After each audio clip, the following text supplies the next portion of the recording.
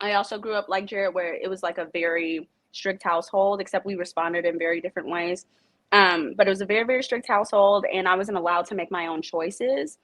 She made all the choices for me, down to like what I wore and where I went, of course, because I was a teenager. But it was like times 10, times 10. And I didn't really get to live out my own choices or figure things out until I got to college, and I went buck wild for what, 2 years, and then after that I started to settle down. And that's why I also empathize with Jared, because I understood where he was. What I should have taken into account is that he was 32 at the time, and that he had plenty of time to adjust and to take responsibility for his own trauma and healing.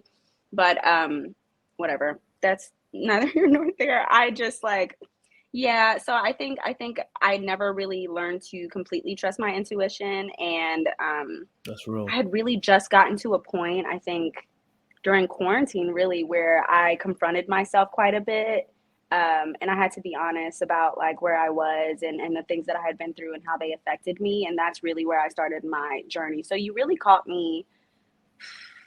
Everyone caught me really like in the middle of my self-awareness journey. So I wasn't quite there. And so I will admit, like I wasn't completely ready yet, because if I was, I wouldn't have chosen Jared. I wouldn't have said yes.